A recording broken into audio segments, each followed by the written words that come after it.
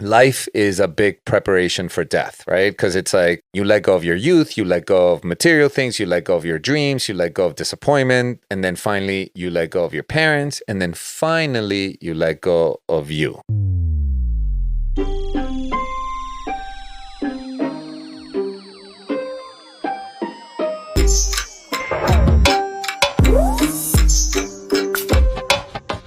Here we are, Dave Ferruggio again, another episode of Dead Talks.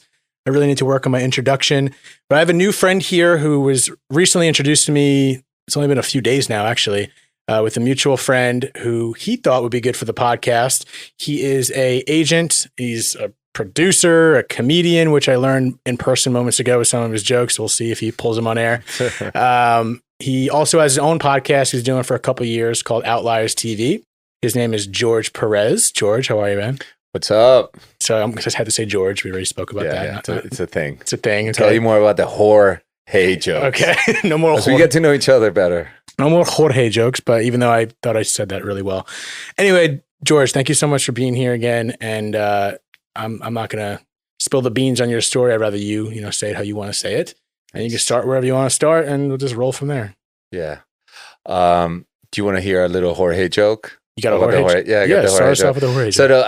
I basically on this, I always start my comedy set. One of the things I started with is saying how all the Jorges become George when they move to the US. And we don't want to admit it, but it's because the word whore is part of our name. And it didn't happen to Juan's, it didn't happen to Jose's, but it happened. And finally I say, I don't get any respect for my name, not even from Siri. Okay. All right. So the other day an Uber took me home, and when we got to my house, Siri announced, "You've arrived at Jorge's house." And I'm like, seriously, Siri? You don't know me, bitch. You don't know my life. That was in the past. Jorge is a new one. Jorge. Yeah. And he started laughing too. He was like, Wait, the Uber driver or yeah, Siri? the Uber driver. Okay. No, not Siri. That's Terminator shit. Yeah. Siri would have been laughing at what she said. So what do you want to know? What do you want to know? I love the picture of your old man. Yeah. That's Very sweet. You told me I look like him, apparently. You look like I mean, he looks damn good in that photo, so I'll take it. Yeah. I don't know if that was a heavy compliment, but Yeah. it looks good. Yeah. Yes, I kind of got my dad looking down at me. If anyone out looking on YouTube, right behind me on the wall, one of my favorite photos of my dad. So Yeah. that's why I started this. But what brings you here today? I know you have a story to share. Yeah, well, I love the name of your podcast, Dead Talks. Dead Talks. Dead Talks. That's what we're doing. Yeah, obviously, as I was telling you a little before, my dad passed away last year. He was diagnosed with leukemia back in August of the year before. So I think it was July, August, and then he passed away on Easter of last year. And that's a train, right? When you embark, I know obviously, death is death, right? And we had our parents had a different departure. Yours was so sudden, and my dad's was, kind of watching the whole movie unravel, and right. it was a beautiful, very painful journey, but it was powerful. And I had the privilege of being his stem cell donor, so wow. We were a match genetically. And that was a whole nother joke because I had to take an STD test, and I was like, well, I was like, Dad, for a gay man, an STD test is like Vegas. Yeah. Either you go big and you're fine, or you go home. Yeah. So when the nurse sat down with my results, she's like, "You're all clear, and STDs, you're all fine." I was like, "Really?" She's like, yeah, and I was like, Nothing with an H? She was like, "No," and I was like, "Well, no shit." And then it was funny because then I went to see my dad the next day, and I randomly, man, I don't know how. I happened to be getting these weird Elton John bags, like goodie bags, sent to my address by mistake. And it was like an Elton John like tour gift bag that I just happened to have in my house. So I'm like, all right, I'll give it to my dad. And when I gave him the bag, I was like, listen, Dad, since you are going to have my DNA, I figured that this is a good starter kit, an Elton John goodie bag. And I was like, there was like a pen, a shampoo, a toothbrush. And at the end, I was like, Dad, and after you get my stem cells, I want you to know if there's anything you want to tell me, you can tell me. You can talk to me. I love you. You're my dad, and I accept you no matter what. He recovers. He comes out a little gay. Yeah, That's amazing. And he was like, really? I'm like, yeah, anything. You're my dad. I love you no matter what. So that's great. We my dad and I stopped living with my dad when I was 12 because I moved to the U.S. and he stayed in Venezuela. Long story short, they were supposed to come the following year, and 20 years later, he finally came. So I didn't live with him anymore, but we were tight. I always felt like he had my back. I never felt like I felt like he gave it the best he could, and obviously, I'm sure you felt the same way when our parents leave. You think all the coulda, shoulda, woulda, and then you finally hit that moment where you're like, you know what, everything happened the way it was supposed to, and you kind of put away any kind of regrets. So. Before the couple of the jokes you just mentioned, you mentioned how it was a beautiful and painful ride. Mm-hmm. And it seems like the beautiful isn't a part of what you just told me now. Is that what you meant? Like, how was it? Was it beautiful afterwards, or were you recognizing certain things during the ride? Because obviously the painful part is probably obvious to most people listening, but to see the beauty in a process like that, how do you mean? Well, I think the beauty was just getting closer with him and having... certainly it's not beautiful to see somebody's body literally decaying, right? And just a poor guy had to go through so much chemo. I think you're right. I think that the beauty comes afterwards. But we did have, especially, right the day before, I was telling my friend this story today. Funny. I was just telling David, I was just, in Malibu where I scattered my dad's ashes today, and it's by this beach that I always go to, so that's why I did it there. I'm like, I'm always here, so might as well do it here. It just happens to be next to the rosé. Yeah. So and I was my dad's stem cell donor. So the day before the transfusion, I was having this kind of moment where I thought, the mind is so great at kind of taking us down in a way. So I was like, does he really accept me? Is like, I'm going to give him like my DNA, but does he really know who I am? And does he love me? And we did have this powerful moment where he was like, he was such a Latino that he made a homophobic comment, but he didn't mean it. Okay. He didn't mean it. He didn't mean it. But we did have this moment where I was like, Dad, I'm gay. Why you got to say shit like that, Dad? And he was like, I love you. And I didn't mean it. And I'm so proud of you. And then I asked him, I'm like, Dad, why do you want to live? Oh, wow. That's a powerful question. And he paused and he said, I don't know. And then he said, I want to travel more. And then I said, okay. And then he said, I want to make fun of more people. and then that's when I started laughing. I was like, all right, well, sign me up for that. And it's funny. Then a nurse walked in and the moment got lighter, and that's all we needed. We just needed to have like an authentic moment where I wasn't putting my expectations on how my dad should be and what acceptance from a father looks like. Just a real moment was all that I needed.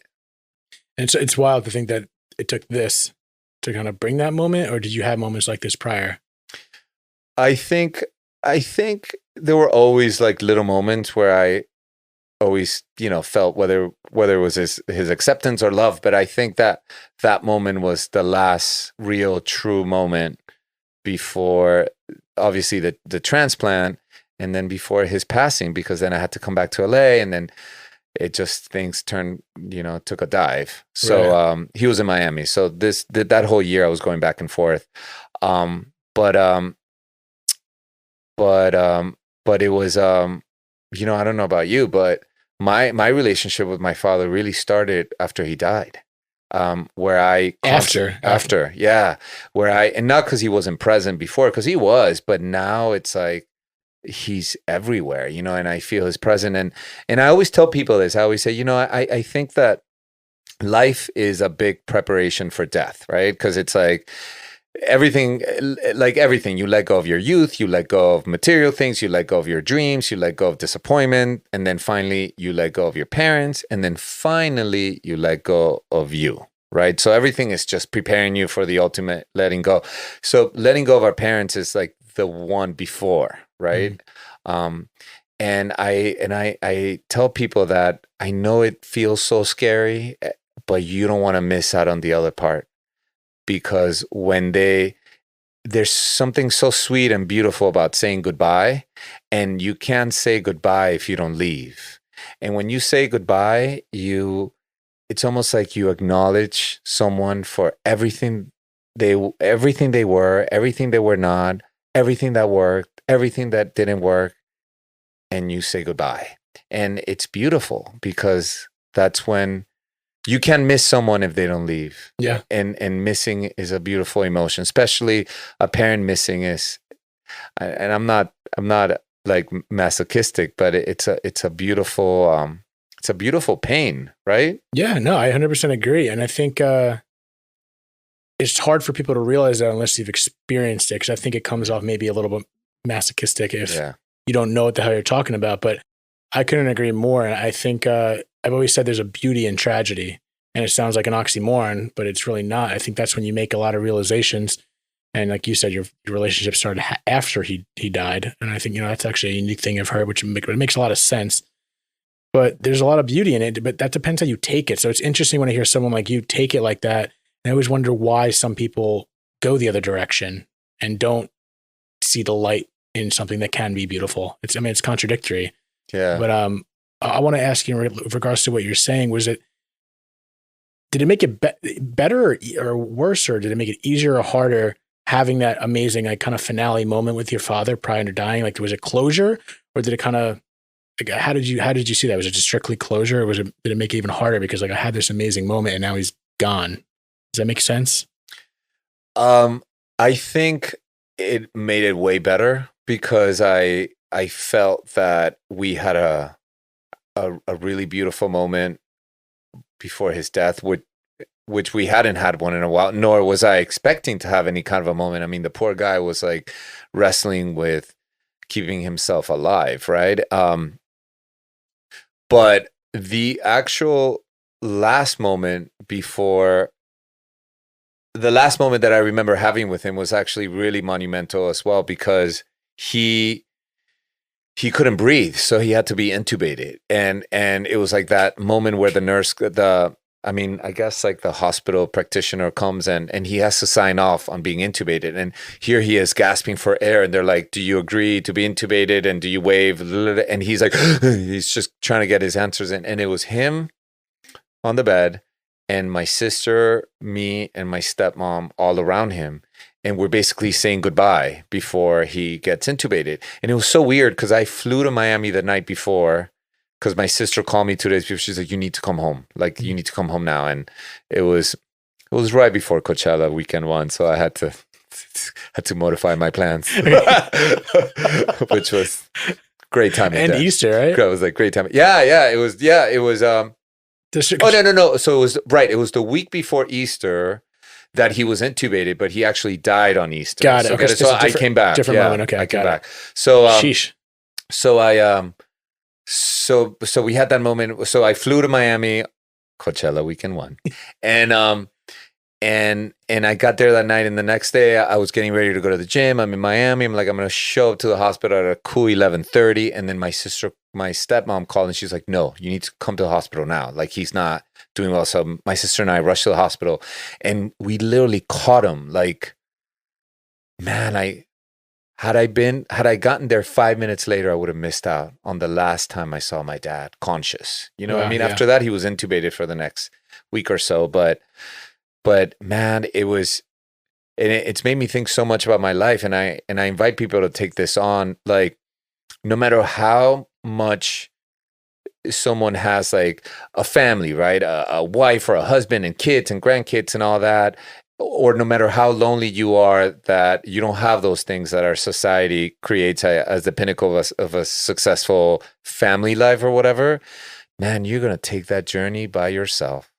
And when my dad was sitting there not being able to breathe right before they intubated him, and my stepmom and me and my sister were all around him, and he had to wave us goodbye, I don't know, man. I just got this crazy like realization of like, oh man, the hero's journey is all on your own. You just saw that? You just saw the fact that he was saying leaving by himself? Yeah, like it's just like, it doesn't matter how much love you have on the outside. I mean, listen, we need people, and I mean, God bless that he had such a beautiful support system and love around him. But when we face the music, it's you're inside this bag of bones, and it's all you. You know, that's scary. What did that make you feel?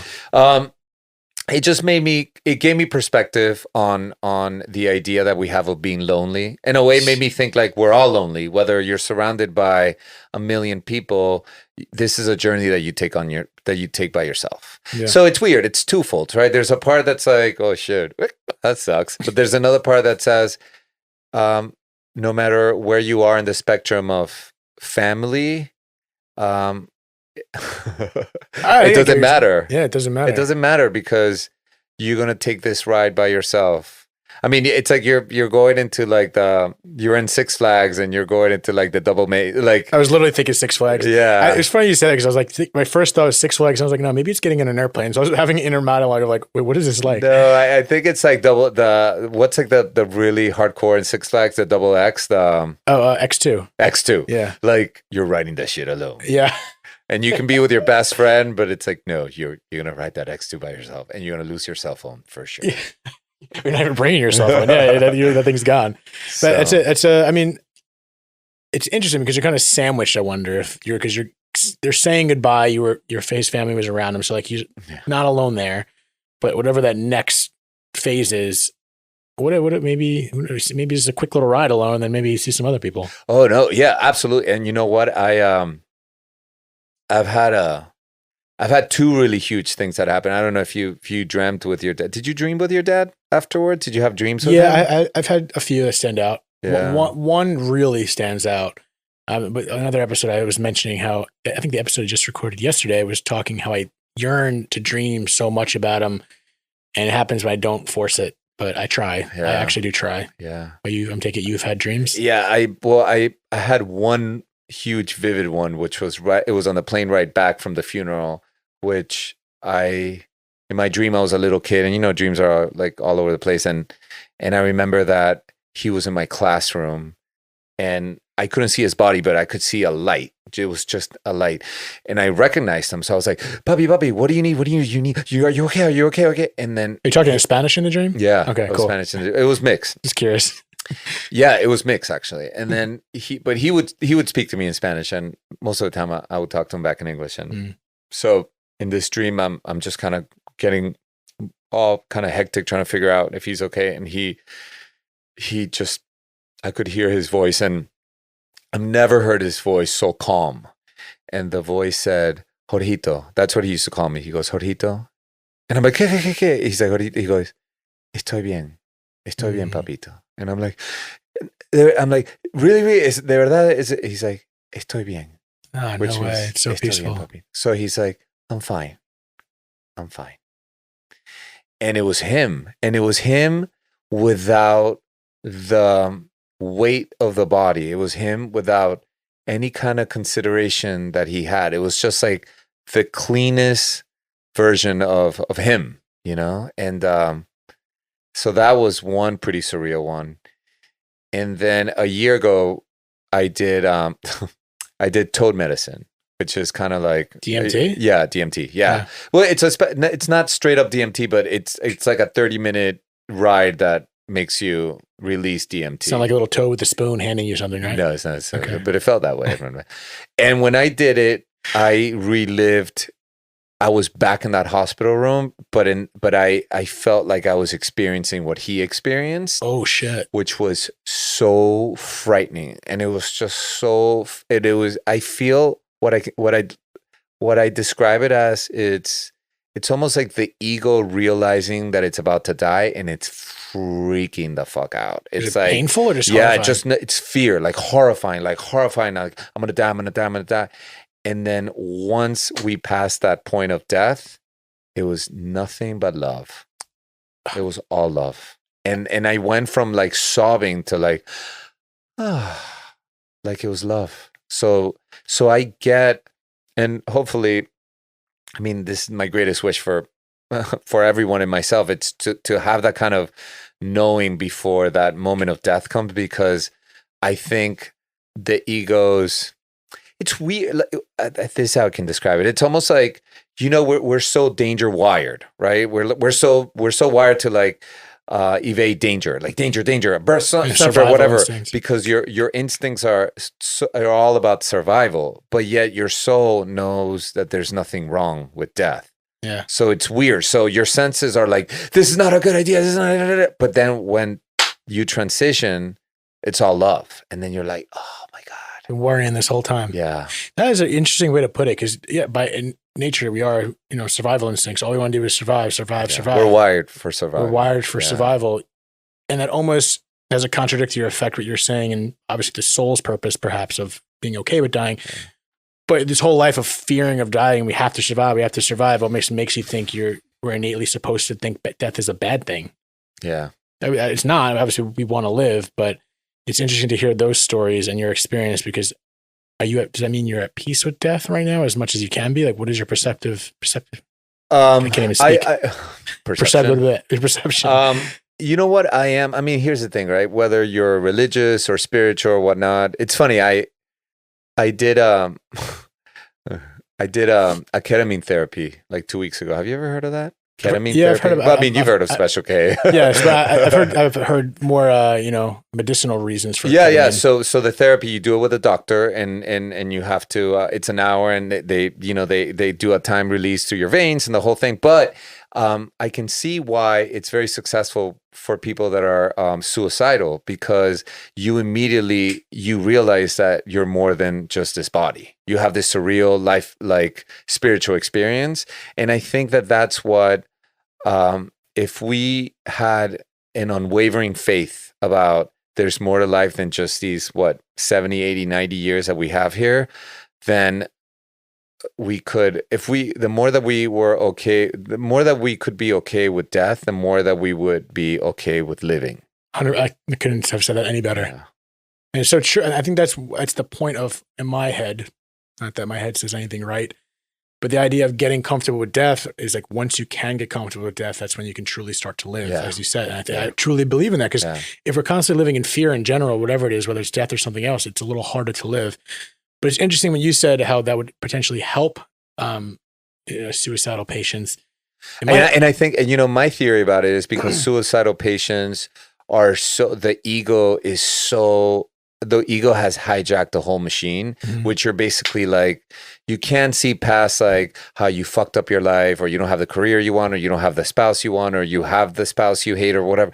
And you have no bandwidth to consider that you're just passing by and that you're going to move on to something else. So that, to me, I mean, and I could only speak for myself, right? But thinking that there's more to life past the coronavirus or whatever gives me peace. Does that make sense? Yeah. I mean, so you're saying whatever the next phase, there is another phase. And right. And being there another phase, is that phase, like, in your opinion, absolutely bliss? Or is it like, you said love, do you believe there's the ebbs and flows of life, good, evil, ups and downs of everything? Did you, in your opinion, do you witness, or do you believe that the next step is like more consistent love? I think the next step is, that next phase is actually you're in pure love. Right. I do see, but who knows, right? I mean, is it like school? Is it like you're in summer school? Is it like you're home for the holidays, but then something else comes fall, you have to come back to school? Oh, God, maybe. But it wouldn't surprise me, right? You know what's so crazy? So I've had, in the past 2 years, right before COVID, I've had 20 people that have died on me. 20 people? 20 people. 2018, 2019. 20 people? My landlord committed suicide. My accountant committed suicide. My friend Matt died of a heart attack at 42. My friend Carol died of a brain aneurysm at 52. My friend Alex died of cirrhosis of the liver at 43. My friend Silvio committed suicide. Anyway, the list goes on. No, I'm like the black angel of death. You're collecting deaths right now. Jesus. But you know what? So, and I was talking to this psychic friend of mine, and apparently it's almost like essential workers. I guess, like, consciousness or whatever has needed all these people to come in order to help and assist all the people that were going to come in through COVID. Wait, who are the people that are helping you? Like apparently, according to the psychic, right? Okay, right. The people that have died in the last 2 years on me were like angels that were kind of summoned up to be ready for this. Like customs, like TSA? No, like essential workers. Yeah. Like they needed nurses, which is interesting. I mean, listen, again, this is all. No, I don't know. Maybe what the fuck do I know? Yeah, but I just, in my experience, it's been so wild that 20 people. That's a lot of. Some people don't even experience that in a lifetime. Yeah. In their and circle. from all ages. It wasn't like old age or some crazy cancer. So what does that do to you? You know what? It actually sometimes it hurt a lot, but it also it revigorated me and made me realize, like, dude, I'm here for a minute. Like, what am I sweating that I need to just let go of? What am I not working on that I need to work on? What am I, today I was in Malibu with a friend of mine and I'm like, when else would we be on a Tuesday just celebrating life? And I'm here in the place where my dad's ashes are. So, and I sympathize. We're all having our different experiences about the current situation. But man, if this is not the biggest, loudest speaking sign of like, you got to seize the day, then I don't know what is. No matter what that is for you. Yeah, the challenge is, I guess, maintaining that. Because you ever have just those moments, like you just said, but it's a moment of realization or inspiration. But then, like, how many times have you personally, for me, I'm talking about myself, where it's like, I feel those moments, let's do it. And then it ebbs and flows again, where it's like, you don't have that motivation. How do you maintain that? Do you have to lose 20 people to maintain that motivation to live every day like that? Well, the first thing that I would say is, why do you have to maintain it? Why? I think as a society, and we all do this, right? It's like, why there's happiness and peace of mind is so over glamorized. Like, we're a human being filled with all these different emotions, right? Like, whether it's rage or jealousy, or how about every single emotion having their own real estate in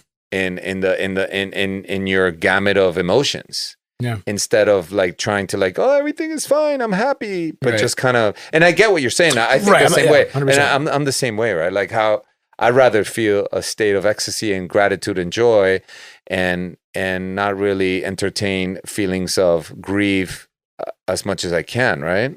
Yeah. So I was making sure you're still on my camera, right? You're bigger than me, so I had to make sure.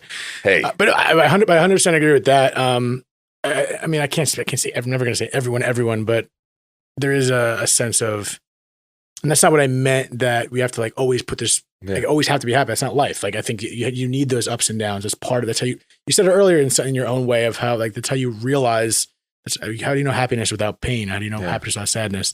So I'm very clear on that. I think it's just, I guess what I was trying to say is, how do we make people realize that? Because you've had a unique experience of losing your father, losing 20 people. So you've had lessons to be learned. And then some people that haven't lost as many people as you have, maybe don't make that realization. It's like, how does someone like that make that realization without experiencing death firsthand? Yeah, my answer is I don't know. But it's interesting that I can tell you that it's a very unique pain, right? To lose a parent or to lose close people to you, but it builds you, and you can hear it in someone's voice, right? I'll never forget when I had a friend of mine, and she was somebody that, her mom like left when she was young, and she had to raise her own sister, and she had to really kind of grow up fast. And I remember I heard her speak once, and she sat next to me, and this is before I knew her, and I said, you know what, you can hear the maturity and the pain in your voice, and it sounds so beautiful. I think losing a parent just creates this kind of like love and growth that people that haven't that haven't had that experience don't have. Don't you think? Yeah, 100%. I mean, I noticed that with other people. I can't really, I like to think I notice that with myself for a certain perspective I have in life, but I can only see it in other people for the most part. But that's definitely we're all part of a club.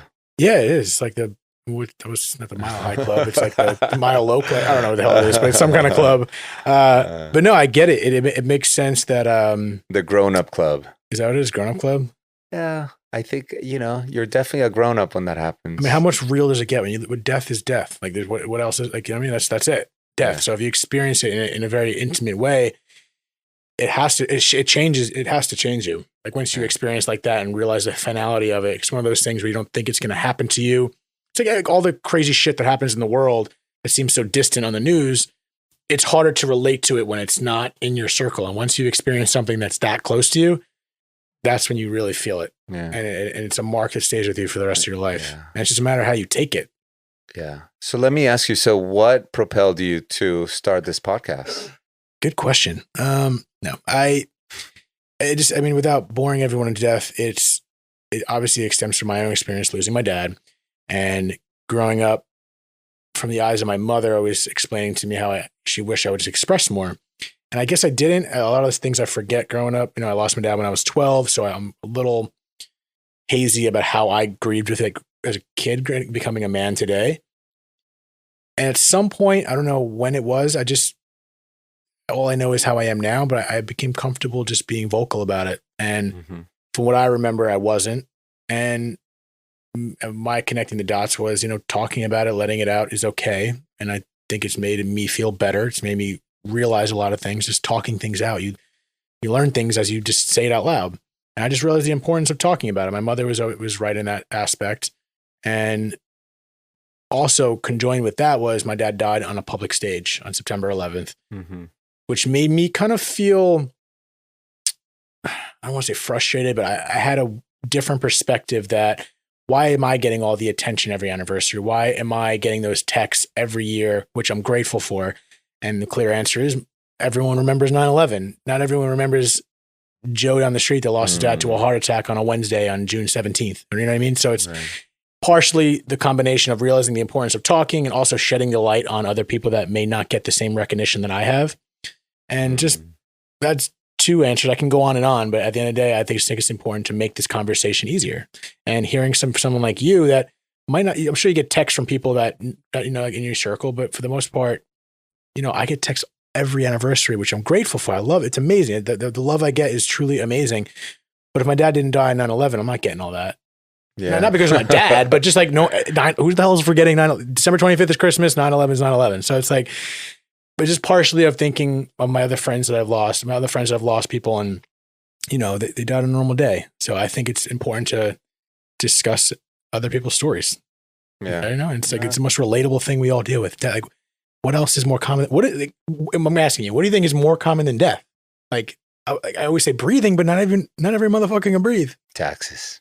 Not everyone does taxes. You can avoid taxes. You know what I mean? So it's like, not everyone pays taxes. You know what I mean? So like, they say death and taxes, but like, there's ways around taxes too. Not me. I pay my taxes. But I'm just for argument's sake. So, it's cool to hear your perspective. Like you've already said a few things that stood out. More in particular, just the idea of, the double-sidedness of we want to survive and then, but then the way it paints death. It's so interesting hearing that. I might have never thought of that if I didn't hear you. And that's what I'm hoping people want to listen to this shit, listen to you. You present it in such a way that I think we align with the humor. I'm not a comedian like you are, but I like I think that's just a way of just deflating it and not in a disrespectful way. Yeah, no, I agree. And I think that I actually did, I did a podcast about it in which I just talked about my dad's passing and I really feel strongly about, I know it's like the unthinkable, right? And I don't wish it upon anybody, any of my friends. I'm like, dude, I hope your parents live till they're 180 and they just become like, put them in the Museum of Natural History as like phenomenons. But but I'm telling you, you don't, and I mean this, you don't want to miss out on that part either, because it's beautiful. And I'm telling you, I feel my dad everywhere. Like I light a candle for him, and I'm working right now. It's funny. I'm writing a book. I'm writing what's a manuscript right now. Your manuscript. And I'm not calling it a memoir. I'm calling it a recollection. Okay. And I want to be deep, so I'm thinking of calling it a deep recollection. Okay. But that'll be the second title. The first title, I don't want to talk about it because it's too good. Someone's going to steal it. But it's a combination of stories that I've done in stand-up that were really painful at some point, and then I turned them into jokes. I love that. And it's given me an opportunity to go back to and almost like rewrite my past and rewrite it in a way that makes me laugh. Like, my sister was this prodigy concert pianist, and I had no talent whatsoever, which did wonders for my self-esteem. So I can't begin to tell you like what a gift it is to have a prodigy sibling. Takes you to therapy your whole life. Okay. And my parents' friends were always like, so what instrument do you play? And I would be like, just with my skin flute. I was wanted to drop that bomb. I'm so happy you said that. And sometimes, and that would shut them up. Yeah. Or sometimes I would open them up, depending on the friend. And these were the 80s you in got Venezuela. Any extra stem cells for me? Yeah. Okay. So where back in the day that was a very painful thing to talk about, or a source of jealousy or whatever. Now I can laugh about it, and I used to tell my mom, I'm going to be a big star one day too, Mom, you'll see. And she would just laugh and she would go, ay, mijo, you should do stand up. And I'm like, well, here I am, Mom. Look at me now. I love it. So, it's good. I don't know. I feel like my stories were getting a little dark. I was going through memory lane, and they were getting kind of, like I was actually like, second guessing this book idea, because I was like, dude, I'm reliving things that I already put to bed. But then I asked my dad for guidance, and I had that epiphany. I'm like, oh my God, I'm going to turn this into comedy skits and part of a set. And now it's like, now I'm loving it. That's amazing. Yeah. I mean, you literally rewrote your memories. You rewrote it in a comedic way. That's what it sounds like. Yeah. Well, that's why part of these conversations are just good, because I told you and I texted you right before I checked that I have this work call I got to take. I have to lay some horrible news. Not horrible news. Horrible is a very strong word. It's not as bad as death.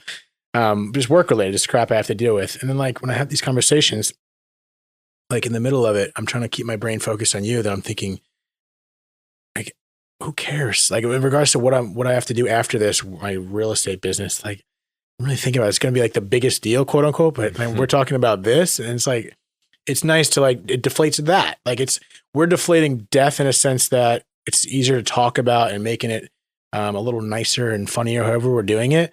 But deflating death deflates the nonsense and the stimulus and the noise around us in life too, in my opinion. Like when you really think about death and what it is and being okay with that, why is everything else, like how is anything else going to be a big deal? You know what I mean? Like the things we quote unquote make a big deal that are stressful in our everyday life, that are routine, and just the noise of our life. It's when we can come to peace with death and the finality of life, it's like there's all this other stuff really as important as we're making it up to be. Yeah. It does everything. It dumbs down the bullshit. It raises up what's important, your family and love. So that's why I think death is in the center of it all, and then life is around it. And so I just think, I don't want to wake people up and say, let's talk about death this morning, but like, be conscious of it. Well, I think even, what we're going through right now, right, with this COVID-19, we're going through a death. We're going through the death of the American dream. We really are. I mean, I grew up in a third world country, and listen, when I was 10, the country would go on riots, and it was martial law. You couldn't leave your house. We had quarantine, not leave past 5. I finally moved to the US when I was 12, and Disneyland, the U.S. is Disneyland and Toys R Us and air conditioned everywhere, and people stop at stop signs. And I remember being little, like telling my grandmother, like, Grandma, why do these gringos stop at stop signs when no one can catch them? And she'll be like, ay, they're so weird. Like I remember, like, that's crazy. So now, I mean, not that the U.S. is a third world country yet, but we experience shortage of toilet paper, or we experience quarantine. You got to be home by 10, and things that we had never experienced. I mean, that's not necessarily true if you're on the older gen, but I say in my generation, maybe your generation, we've never encountered anything like this, and it's a death. It's a death of what we thought life was going to be about. You know, we thought life was going to be about the house in the hills and having 3 kids, and not that they're not anymore, but not the way that we had dreamed them. I think the American dream is different, and it's a good thing because it's happening. No one even knows the outcome of how this whole thing is going to be, or the kind of PTSD that we're all going to have, right? No one has that. We haven't even hit the climax of and this shit might turn into Mad Max. I mean, I don't know. Just watched that the other day. So that's very vivid. If that happens to Mad Max, I'm fucked. Or whatever. But I do think that as far as like a reset, and as far as like, you know, I remember when my dad was about to die, and he told his best friend, I'm not going to work anymore. And then his friend, who was his age, was like, wow, it took him this to realize I'm going to stop working. And now, in a way, we're all in a mandatory retirement, in a way. Because even I know you're working and I'm working, but obviously you've had time off. It's different. It's different. It's a whole different way of relating to work. And I love how you kind of relating it to death, because how we alluded to earlier about the beauty and the pain. I think it could be exemplified in what we're going through, this whole, whatever's going on in the world today in the United States. In the same way, where it seems like a lot of pain and a lot of tough things going on, but at the same time, who knows, maybe we'll come out of this better and we can see the beauty somehow. Yeah. And I think if we have that perspective with everything, and I think it's easy just to push that away and say, oh, living in a fairy, like nothing's that happy and go lucky. But at the same time, I think it's like the lotus flower that grows from the mud. You know what I mean? It's like, I think it's all pain right now, but at the same time, I don't know, maybe we'll be better off. You know what? I was saying this for a while, and I'm going to start saying it again. I mean, people need to remember, it doesn't end well. Life? Yeah. I mean, yeah, I guess. But I mean, that like, maybe. No, it doesn't. I mean, what, you think you're going to be 90 years old watching The Price is Right, and then you'll go, and then that's it? No, you're going to get a call, and it's going to be about a mole. Or it's going to be like someone was driving and had a little too much fun in the bar mitzvah they were coming from, and you just happen to be the asshole. You know what I mean? It just, and I mean, it doesn't end well sarcastically, and by that I mean it ends really well, because we go on and we leave this body behind, and we, you know, and we are eternal. Next. Yeah. So the word eternal freaks me out. There's a great, if I mention this in the podcast, whatever, skip ahead. But the Jim Jeffries skit mentions being eternal. Oh, yeah. And the way he says, like, I don't care. It's like eternal. It's like forever. It's like, eventually I'll get bored in his Australian accent, but sure, eternal freaks me out. It's weird. I really start thinking about this stuff. I'm like, I think Larry David did something on that too. This sounds like a Larry David bit too, but it's just the idea of it being eternal freaks me out more than the idea of just dying. Like the fact that we just continue to do whatever the next phases are just forever. But I guess if it's truly have love, then it's, or I'm not going to know where I was. I don't know. But the idea of being eternal forever really makes me like cross-eyed. Right. Well, I think we don't have, I just don't think we have the bandwidth to understand what even forever. I mean, we literally, there could be like, you could be in like 5 different realities happening at the same time. We don't know. So what's forever? Like forever, we don't eternal. Know. So I don't even stress about that part. Yeah, it's not so much. It's just it's not like I constantly think about that. I'm cross-eyed for the whole day, but it's moments I just think about. I'm looking at, I'm like, oh shit. Then I got to catch myself. So it's a balance of just, I think, everything in moderation. Like I don't want to ignore it, but I also want to like obsess about it, because if I do obsess about it, then it's a weird rabbit hole, and I know that by myself by now. But at the end of the day, we just got to live. I love that. I love that you that one of your intentions of doing this show is to celebrate other people's family members that have passed, because you feel that you've been over celebrated every year. You know what I mean? And you want to spread the love.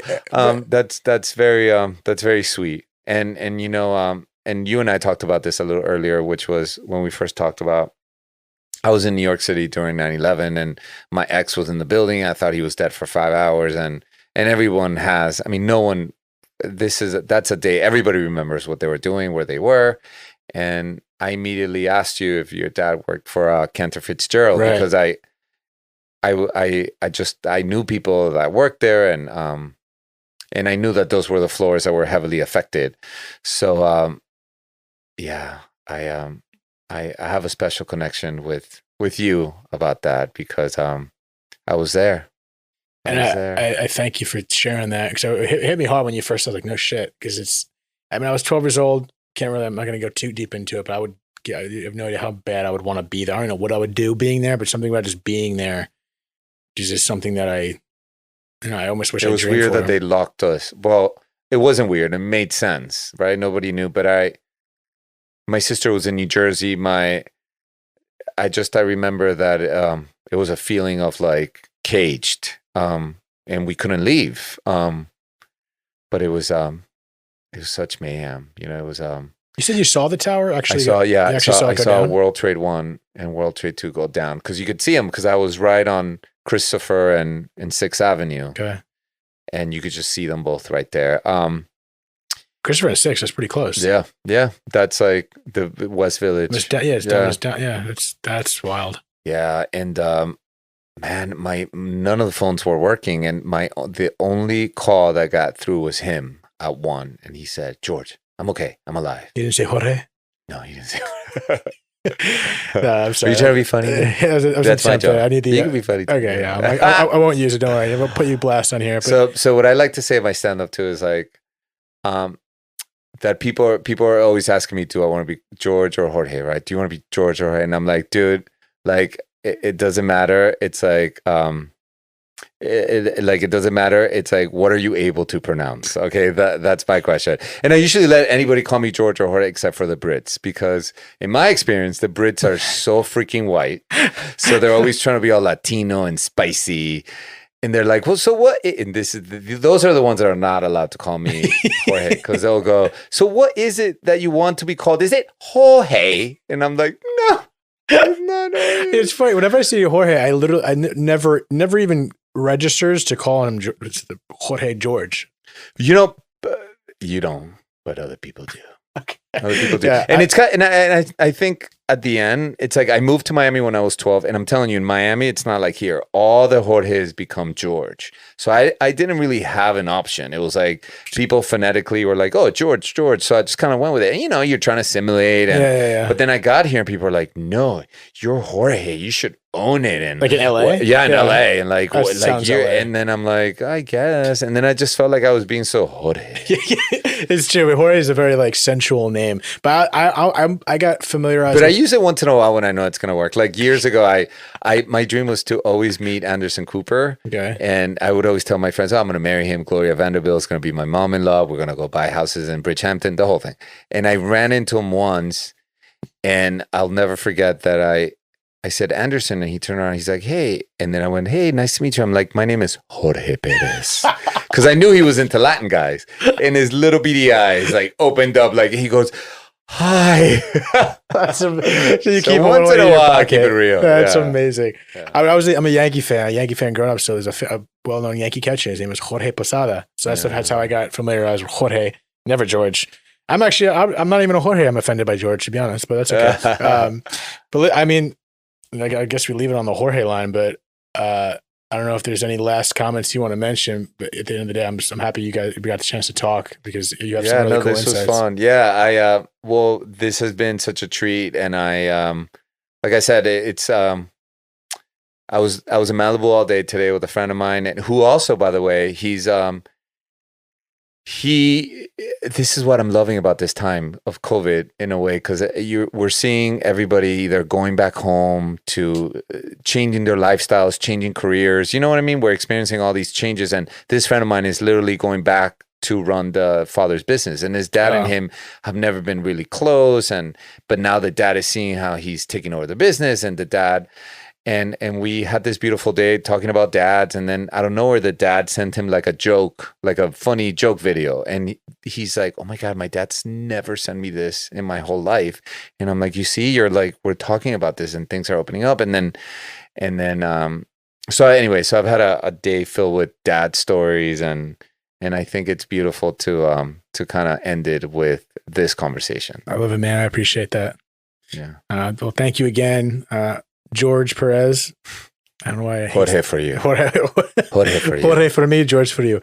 Thank you again. Outliers TV. If you want to check out his podcast, I'm going to have to do the same and get through all your episodes. Thank you so Awesome, much. I look forward to other people hearing your story, man. Awesome. Thank you so much for having me. All right. Jorge out, David out. Thank you so much, guys. Later.